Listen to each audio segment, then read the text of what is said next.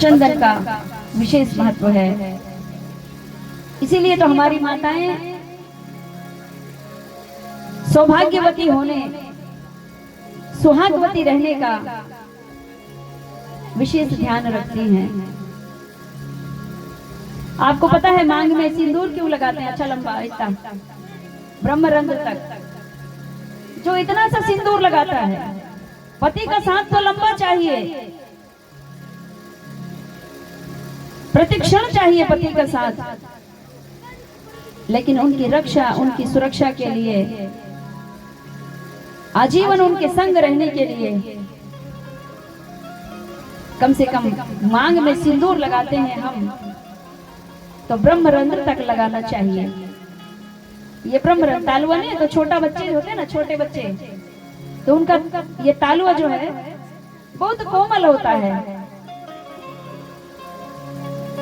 और धीरे धीरे जैसे ही फिर बालक बड़ा होता है तो उसका यह ब्रह्मरंध्र कठोर होने लगता है, लेकिन माताओं का बहुत कोमल होता है, क्योंकि वे स्वयं शक्ति का, आदि शक्ति के अंश हैं।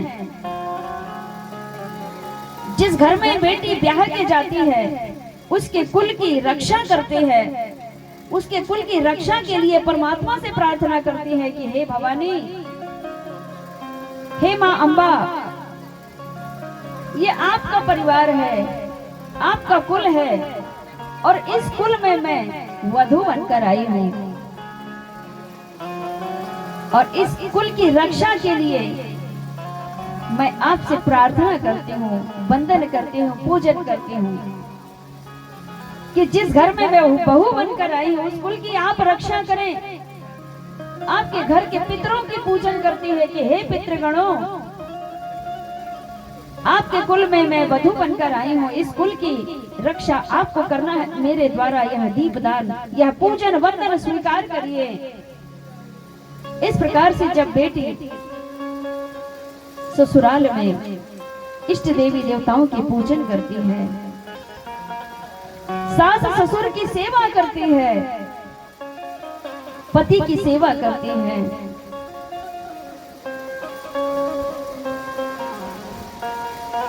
उसके जीवन में शिव और माता पार्वती की कृपा स्वतः ही होने लगती है।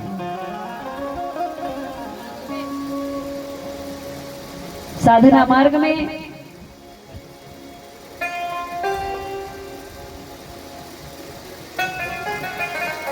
सातों चक्र को जागृत करने का विधान बताया जाता है।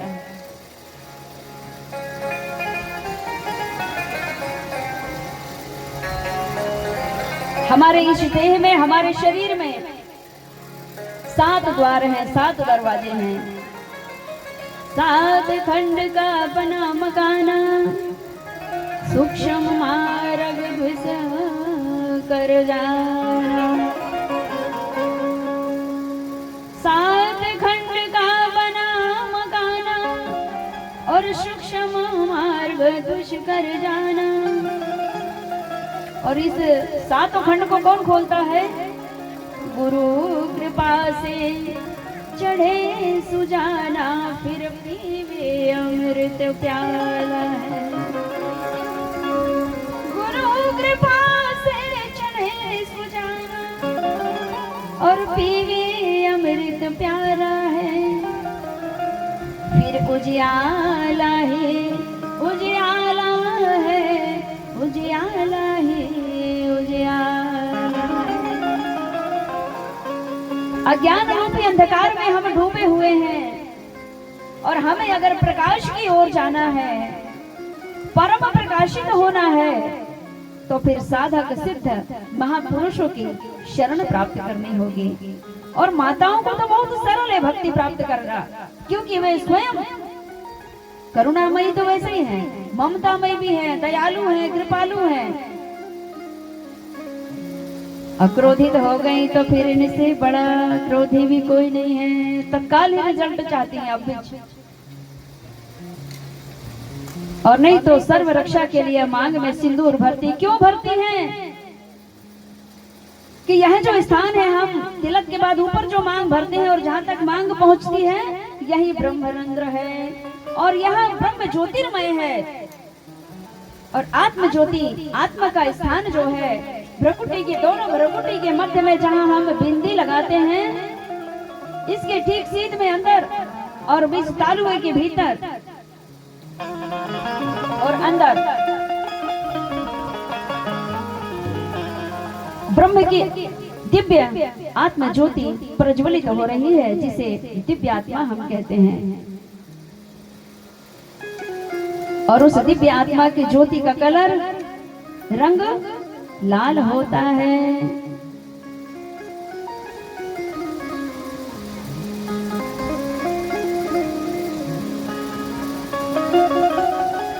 और नारी शक्तियों की मांग ब्रह्मरंध्र के ठीक ऊपर ही होती है।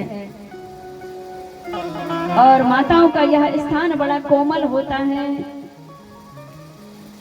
और जब माताएं अपने मांग में ब्रह्मरंध्र तक कुमकुम लगाती हैं, जिन जिन नारी शक्तियों को आपने देखा होगा कि ब्रह्मरंध्र के ऊपर तक सिंदूर लगाती हैं, वे सदा प्रसन्न रहती है, तेजस्वी रहती है, ओजस्वी रहती है, सर्व सुख और सौभाग्य को प्राप्त करती हैं, उच्च कोटि परम पद को प्राप्त करती हैं। परिवार में भी प्रेम, सुख, यश, कीर्ति, वैभव, प्रतिष्ठा भी प्राप्त करती हैं। और समाज में भी उनकी यश और कीर्ति गान की जाती है।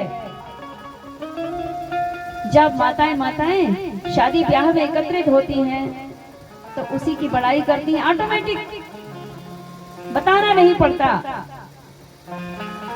और जितना ब्रह्मरंध्र को छोड़ करके बिंदी कम कर दी लगाना, देखो कष्ट बढ़ गया बहुत सारा। बुरा नहीं मानना माताओं, मेरा तो कार्य है मार्ग दिखाना।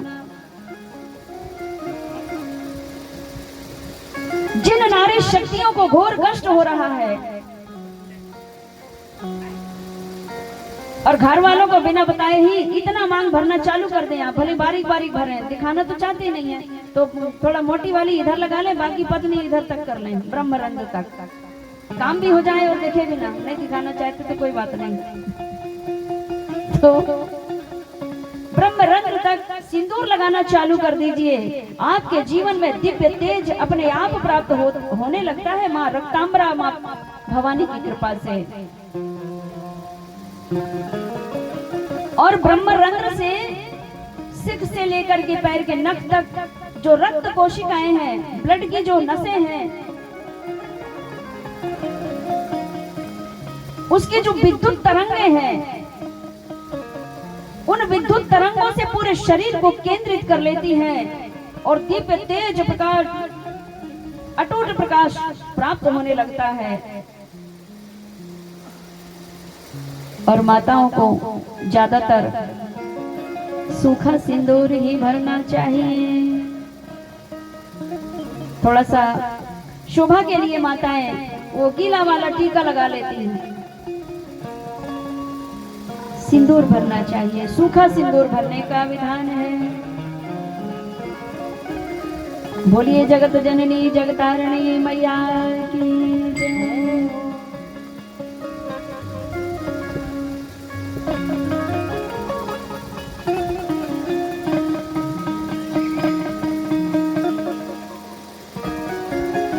भगवती की श्री चरणों की कृपा से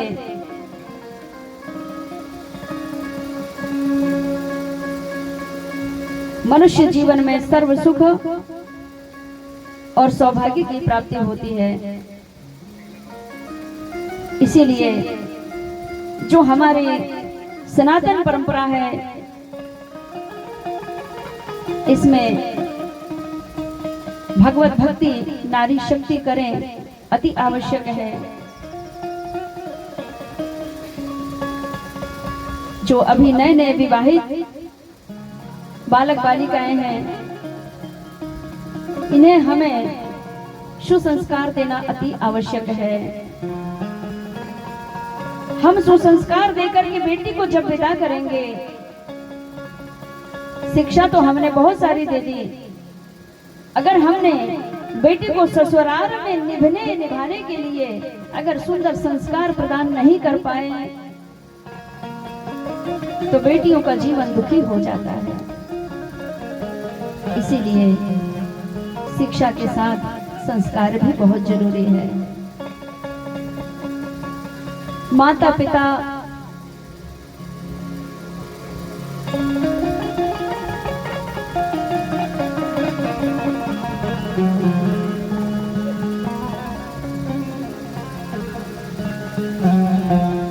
अपने ससुर को पिता तुल्य माने,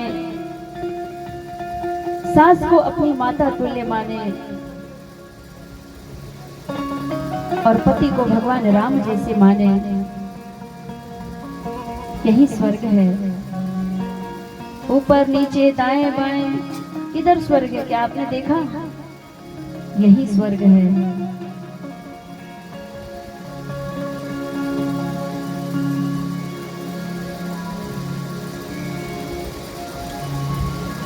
और जिस माँ ने, जिस सास ने उनके पुत्र को बड़े लाड़ दुलार से पाल के बड़ा किया, शिक्षा दी, संस्कार दिया, योग्य बनाया और आपको प्रदान किया और आपको भी बेटी रूप में प्रदान किया, तो ऐसे सास ऐसे ससुर की सेवा पहले है। भगवान की सेवा से पूर्व ही सास ससुर की सेवा है।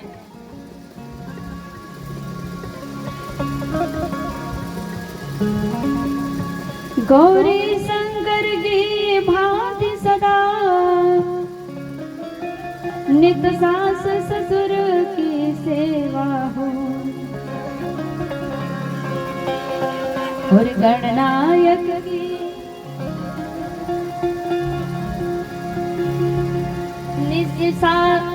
गौरी शंकर की भांति सदा नित सास ससुर की सेवा। गौरी और शंकर तुम्हारे ससुर ही तुम्हारे शिव तुल्य हैं, तुम्हारी सास ही पार्वती तुल्य है।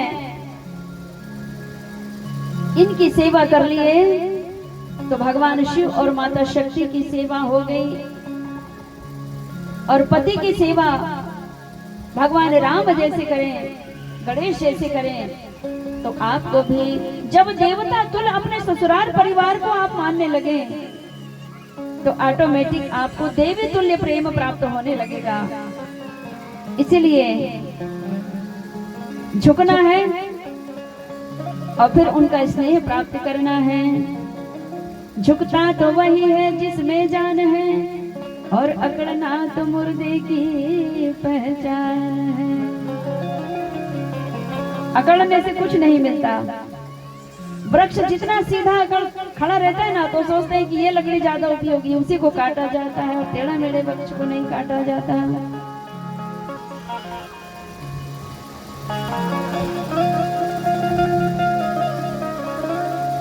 इसलिए माँ की महिमा का वर्णन है श्रीमद् देवी भागवत महापुराण में। इस सृष्टि में दैत्य स्वरूप चंड मुंड का प्राकट्य हुआ तो माँ भगवती ने चंड मुंड का वध कर दिया अपने भक्तों की रक्षा के लिए। शुंभ निशुंभ जैसे दैत्य प्रकट हुए, माँ भगवती ने भी उनका उद्धार किया। संपूर्ण जनमानस में खुशियों की लहर लाने हेतु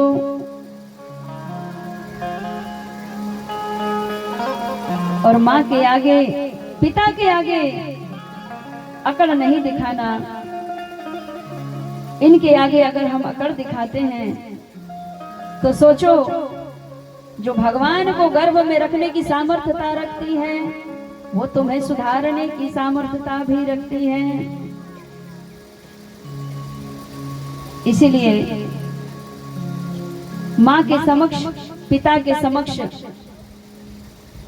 हमें झुककर ही, विनम्रता के भाव लेकर ही प्रकट होना चाहिए। कुछ भक्त ऐसे हैं, कुछ मनुष्य पढ़ लिख करके विदेशों में जॉब करके, नौकरी करके और घर आकर के माता पिता को ही एटीट्यूड दिखाते हैं, अभिमान दिखाते हैं। तो ऐसा ना करें, क्योंकि बड़े स्वाभिमान के साथ उन्होंने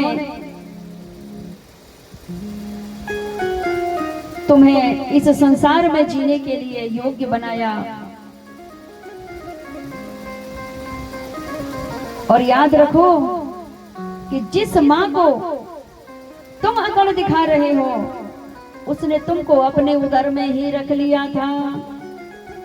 तुमको उदर में कितने दिन रखा? 9 महीने तक रखा।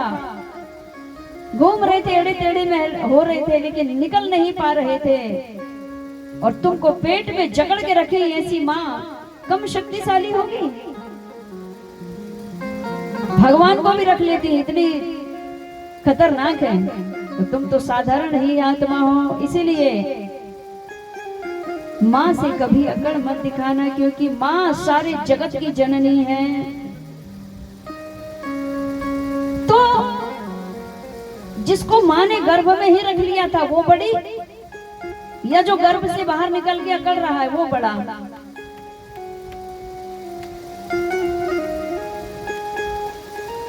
तो सबसे बड़ी है माँ, सबसे बड़ी है माँ रे पगले, सबसे बड़ी है माँ, सबसे बड़ी है माँ रे पगले, सबसे बड़ी है माँ। माँ इतनी बड़ी है, इतनी विराट है, इतनी शक्तिशाली है। और इसी माँ को कहते हैं माँ कुष्मांडा। 9 देवी शक्तियों में इनका वर्णन है। संपूर्ण ब्रह्मांड जिसका पिंड है, ये जितना ब्रह्मांड है ना, वो सब माँ भगवती का गर्भ है, उदर है। और आप और हम इसी ब्रह्मांड में रहते हैं, और हम सभी को उसने अपने गर्भ में धारण किए रखे हैं। पृथ्वी गोल गोल है ना, तो भगवती ने हमें अपने गर्भ में धारण की हुई है, और हम सभी माँ की ही संतान हैं। तो सोचो, ये पूरे ब्रह्मांड को जिसने अपनी गोद में रख बैठी हो, वो कितनी बड़ी शक्तिशाली हो, कितनी बड़ी करुणामयी होगी। और इसके सामने ही हम बड़े बन बैठे हैं, तो ये ठीक नहीं। इसलिए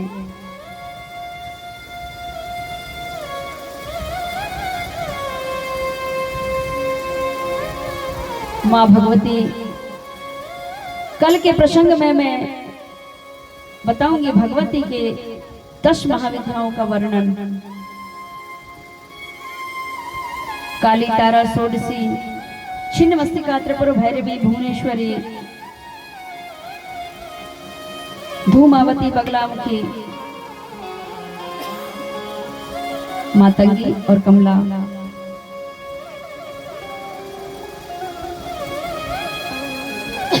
माँ के समक्ष बड़े बनकर नहीं जाना है,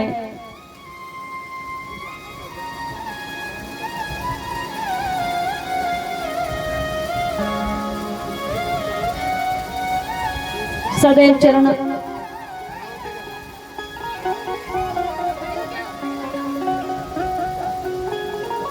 भगवान शिव के श्री चरणों की कृपा प्राप्त हो, माँ भगवती के श्री चरणों की कृपा प्राप्त हो, जीवन परम आनंदमय और मंगलमय हो जाता है। अगर कोई मंत्र ना भी बने तो केवल ओम शब्द का उच्चारण कर लेना।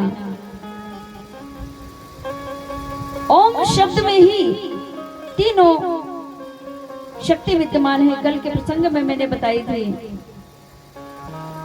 ओम जो प्रणवकार मंत्र है, केवल ओम ओम जपने से ही मनुष्य का परम कल्याण हो जाता है।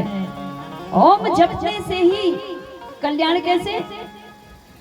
ओम जपने से भगवान शिव प्रसन्न होंगे, और भगवान शिव जब प्रसन्न होंगे तो अपनी शक्ति की कृपा प्राप्त कराने के लिए संत रूप में, आपको गुरु रूप में प्राप्त होकर के भगवती की कृपा का मार्ग बता देंगे, बोध करा देंगे।